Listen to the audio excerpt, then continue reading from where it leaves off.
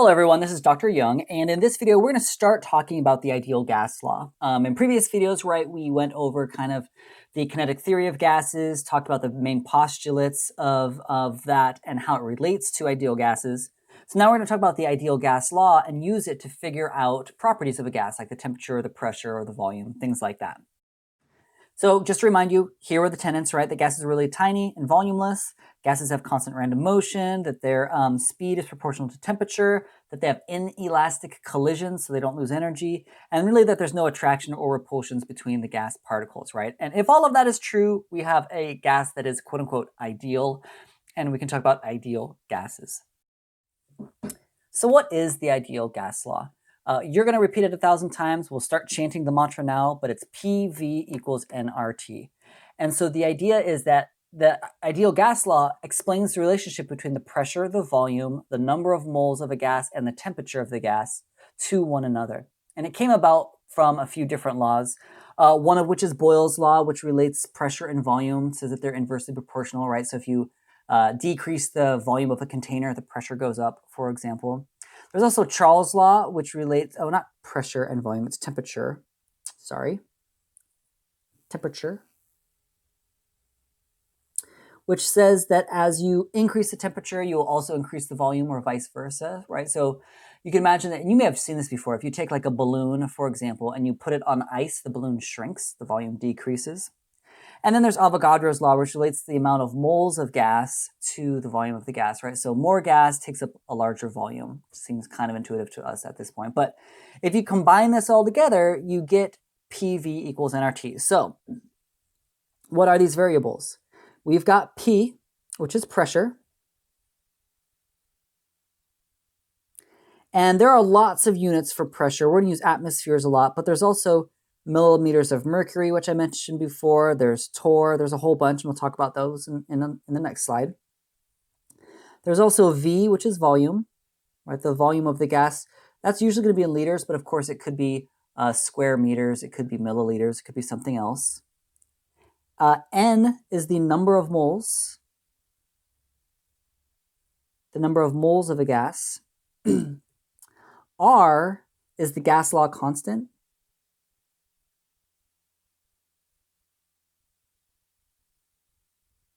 Which is what all of these values are. These are things that you're just going to look up. The gas law constants, here's 1, 2, 3, 4, 5 different values and units for the ideal gas law R. You're just gonna pick one that is appropriate. And by appropriate, what I mean is that the units here for your ideal gas law constant are going to match the units that you have for volume and pressure and temperature, right? So notice that all the temperatures are in Kelvin, so that's going to be pretty common. But like here you have liters, but here you have cubic meters. Here you have atmospheres for pressure. Here you have torr for pressure or pascals for pressure. Like there's different units here, and so you can use different values of R. What we're going to use in this class over and over and over again is I'm gonna try to have you just use one value and use it over and over and over again, and just convert everything into liters, atmospheres, and Kelvin so that you can use this one number. Technically, you can use any R for any problem, but why even bother making things complicated? Let's just use this one value for us over and over and over again. And then as you might guess, T stands for temperature. And really the only value that is acceptable for this is Kelvin. We need an absolute scale. We can't use Fahrenheit or Celsius. Those have negative values, and that's going to change. You're going to start getting negative numbers, like negative volumes, negative pressures. And right, you can't have a negative volume or a negative number of moles. So we can't use Kelvin and Celsius because they're not absolute scales. We need to use Kelvin because it is an absolute scale. It starts from 0 and then goes up from there. There are no negative Kelvin temperatures. So let's talk about pressure a little bit more, and then we're going to apply this PV equals nRT. So pressure, like I was saying in that previous slide, there's lots of different units of pressure, right? And remember that pressure is, what we're measuring when we measure pressure is the collisions of the gas particles against the container. So higher pressure means more collisions against the container. Lower pressure means fewer collisions with the container, or less forceful collisions with the container. And there's a whole bunch. There's millimeters of mercury, which is mm. mmHg, there's torr, atmospheres, millibars, kilopascals, psi, all kinds of different measurements. You're likely to see any of these, but what we're going to do is we can use these relationships, right? These are all equivalent to one another. 760 millimeters of mercury is 1 atmosphere. 1 atmosphere is 14.7 pounds per square inch. 14.7 pounds per square inch is 101.3 kilopascals. So all of these are equivalent to one another. So you can actually use these as conversion factors to go between one unit of pressure versus another unit of pressure. And the millimeters of mercury is kind of like the first one that was used. It's just if you take this device here, what this is here's a pool. Well, like it says, there's a pool of mercury, and you have a vacuum in a tube. And so when the air pressure, and I'll use red here, when the air pressure presses down on this mercury, it forces the mercury up into this tube.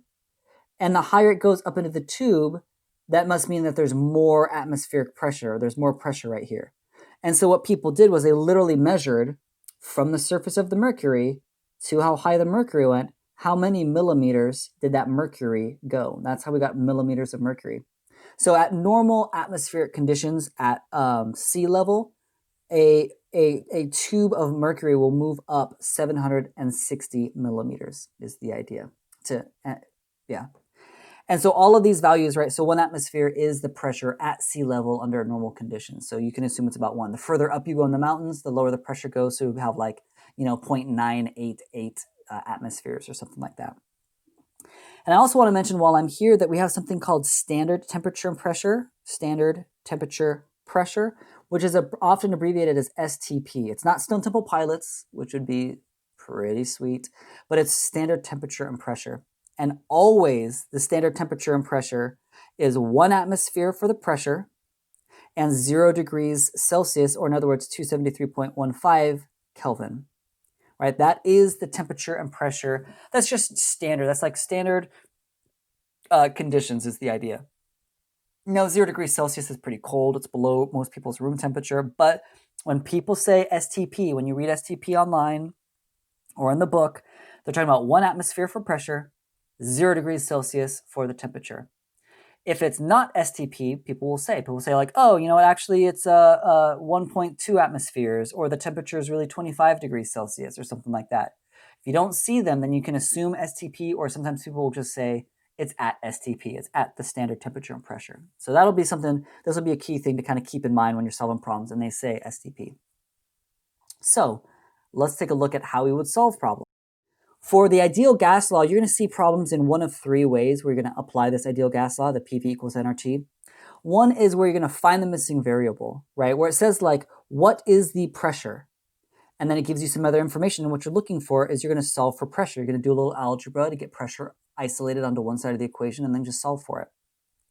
Another way that you'll see this is a change in a variable for a certain gas for the same amount of gas. So if, for example, there's a question like a gas is at standard temperature and pressure in a rigid 5-liter container, or sorry, they're saying a gas is at standard temperature and pressure in a 5-liter container. The temperature is increased to 100 degrees. What's the new pressure? And so we can use this equation here, which is a derivation of the ideal gas law, and I'll show you how to do that in a future video. But you just use this equation here, and you just say, oh, well, it looks like the volume doesn't change because it's in the same container, but I am changing the temperature, and so I'm going to see a different change in, let's see, I went from one temperature to another one, so I'm going to see a change in the P, and then you just solve for the second P, and I'll talk about how to do that in a future video. The last one we'll be using in a chemical equation, right? So you might say something like, you have let's say, carbonic acid. It all decomposes to give water, which is a liquid, and carbon dioxide, which is a gas. You might see something like, oh, hey, if I decompose like 2.3 moles of this in such and such a size container, what's going to be the pressure after the reaction? So you'd have to figure out like, oh, if I have how many moles of this do I have, therefore how many moles of that do I have, and if I know how many moles of that I have, I can use the ideal gas law to figure out what the pressure would be if I know the volume and temperature. So we're going to talk about all 3 of these in 3 different videos. What I'm going to talk about in this video is this first one, find the missing variable here. So pretty straightforward PV equals nRT type questions. So let's look at our first example. Let's do this example. So what is the pressure of 1.5 moles in a 3.4 liter container at 25 degrees centigrade? What I'm going to do for all of these is I'm going to say like, okay, well, I've got my ideal gas law. I know that it's PV equals nRT. This question is saying, what is the pressure? So I know I'm trying to find P. I'm trying to find the pressure. I don't know what the pressure is, but I know all the other values. So I'm just going to do a little algebra here to get P by itself. So if I want to get P by itself, I need to divide by volume. So I divide both sides by volume. So in other words, the pressure is going to equal the number of moles times the gas law constant times temperature divided by volume. So just basic algebraic manipulations. And then all I'm going to do is I'm just going to figure out, well, how many moles are there? What's the gas law constant? What temperature? What volume? And so for the number of moles, right, they just flat out tell me the number of moles here, right? So they say, I've got 1.5 moles. That's easy. So I'll just say, well, 1.5 moles. Now for R is the gas law constant.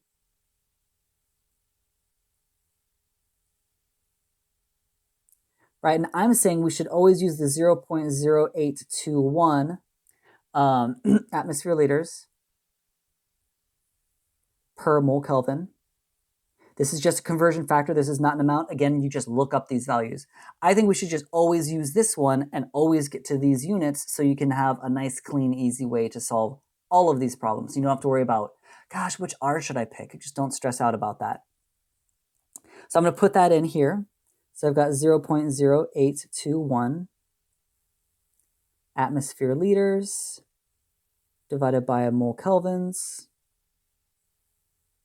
And then my temperature they gave us here, right? So T for temp. But notice that they gave me Celsius. It's 25 degrees Celsius. And according to my ideal gas law, I don't want my temperature in Celsius. I want my temperature in Kelvin. You're always going to want your temperature in Kelvin for gases, always. And so I need to convert Celsius to Kelvin.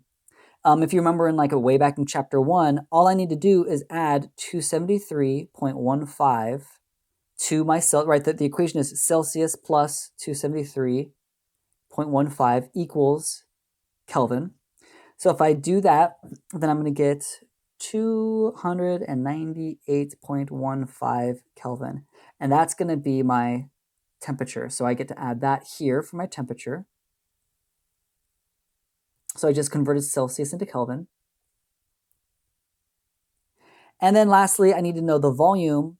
And they flat out told me that the volume was 3.4 liters, and that's fine. It's already in liters. I needed liters, right? It was in liter. I had liters for my measurement of volume in my R. And so I'm just going to keep it as, just leave it alone, right? Because it's already in liters. And that's all I need to do. And so then I can just plug this into a calculator. What I'm going to do is I'm going to say 1.5 times 0.0821 times 298.15 divided by 3.4. And if you do that, you should get that your pressure equals 11. And what unit is that going to be? Is it going to be millimeters of mercury, torr, atmospheres? What's it going to be? I know that it's going to be in atmospheres because, again, that's the R that I used.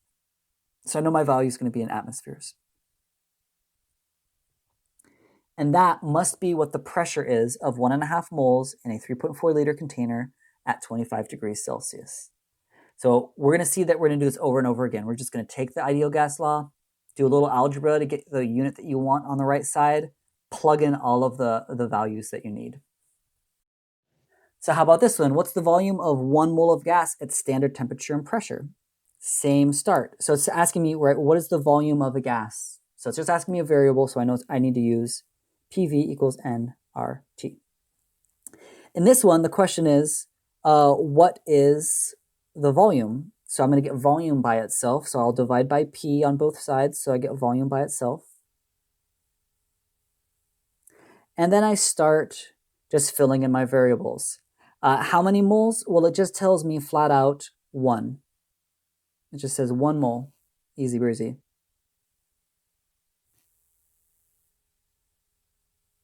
R, again, I'm always going to use the same R, 0.0821 atmosphere liters over mole kelvins. This is just the unit. Don't worry about the units too much. It's just that you got to keep the same units for this constant to work.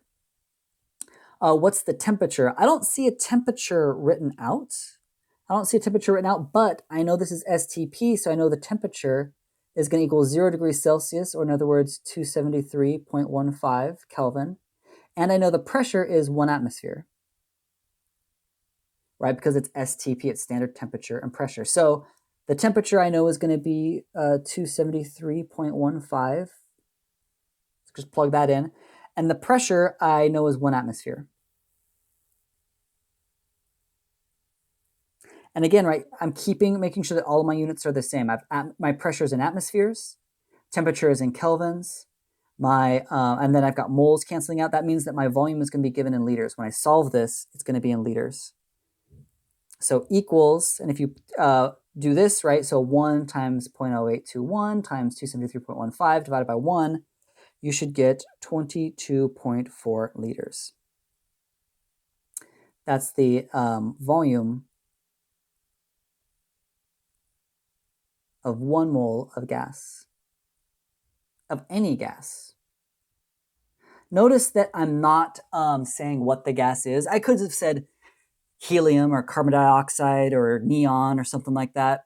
Could have just picked a gas, but it doesn't really matter with these ideal gases. Ideal gases behave the same as each other, so we just they're interchangeable. They have no unique properties. One gas will do the same thing as another gas. It's not like one's going to give you a higher pressure than the other.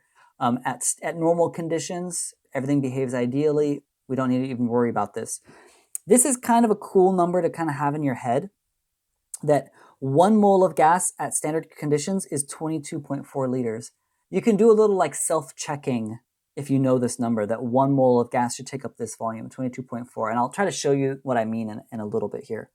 But that's how we'd solve this one, right? We started with PV equals nRT. I divided by P so I could get volume by itself. I plugged in all of those variables, solved. Here's another one. How many moles of gas are in a 120.2 liter balloon at STP? So I want you to pause. I got 2 problems for you to do. I want you to pause for this one, see what you can do, right? This one's asking how many moles. So we're going to do the same thing. Start with your ideal gas law, isolate the moles, plug in all of those things. So pause here, and then let's go over it together.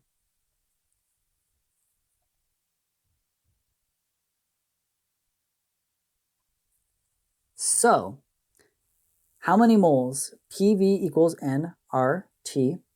N is what I'm looking for right now because that's the variable for moles. So I'm going to divide each side by RT so I can get the N by itself. So now I've got PV equals RT.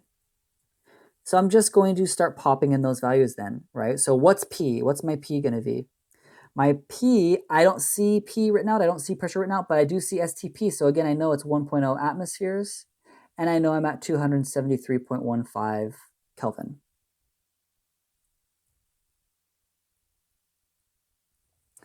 And so if I go to my pressure apparently is 1.00 atmospheres.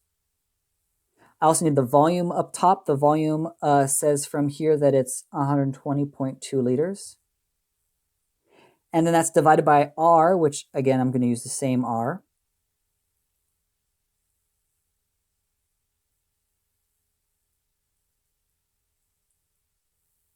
And then my temperature is apparently, right, because we're at STP, is apparently, again, 273.15. So then I just solve for that, right? 1 times 120.2 divided by 0.081 or 821 divided by 273.15. And if I do that, I get that my number of moles is 5.36. 5.36. So I'm in moles. Then one last. So here's one for you. It's only slight. There's one little like hiccup in it, but it's the same basic problem. Again, I want you to pause and try this yourself, and then we'll go over it together. So go ahead and pause, and I'll stop talking.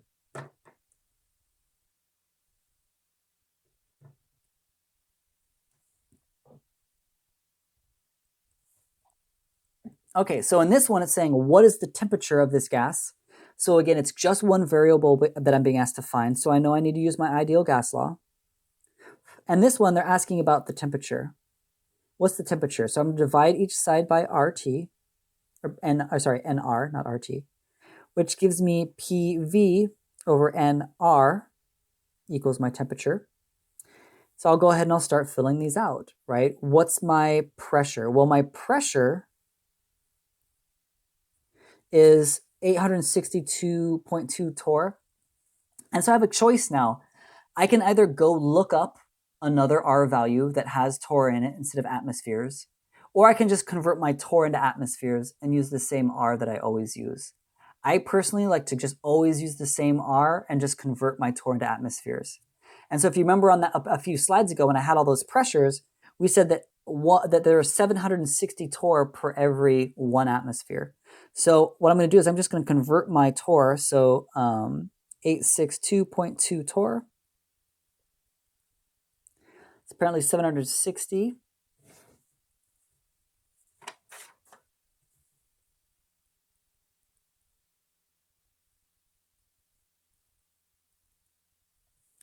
And then, right, so my units cancel. And that's going to give me 1.13 atmospheres. So I'm going to use that as my pressure here.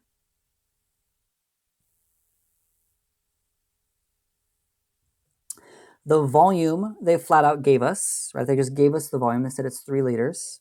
That's easy. And it's in liters, so that fits with my R. The number of moles, though, I don't have moles yet, so I need to figure out my number of moles. So I'm going to figure out my number of moles. I wasn't given moles, right? I was given 25.3 grams of helium, which is not the same as moles. I can't just put the 25.3 grams, but because we're expert chemists, I definitely know how to turn grams into moles, right? I can just look at a periodic table, see that it's 4.0026 grams per mole for helium, right? That's its atomic mass. And calculate that it's apparently 6.32 moles. So I can plug that in. And then my R, again, my R is the same R that I'm going to use for all of these, 0.0821 atmosphere liters, mole kelvins. Right, so, and I'm doing all this, right? I converted my grams into moles so that the moles would cancel, right? So now my moles cancel. I converted my torr into atmospheres so that those atmospheres cancel. I have liters canceling with liters. That leaves me with Kelvin, which is what my temperature is going to be reported in. My temperature is going to be in Kelvin. And if I plug all this in, apparently the answer is 6.5 Kelvin. Really cold would be the answer. 6.5 Kelvin if you type this all in your calculator. And so that's how we use the ideal gas law to solve a variable. It's pretty straightforward. You just want to make sure that your whatever gas law constant, the thing that I keep drawing in black, whatever that is, whichever one you choose, it's going to have a certain number. It's going to have certain types of units. You want to make sure that all the other units in your problem match that. That's the only thing. So I like to use the same one that's always atmosphere and liter and Kelvin, and just make sure all of my variables are in that. So do some more practice with this. Study up and watch out for the next video where we talk about a certain number, a certain amount of gas that then you change the variable, like maybe you change the pressure or you change the volume of it or something like that. So that'll be in the next video. Happy studying and good luck.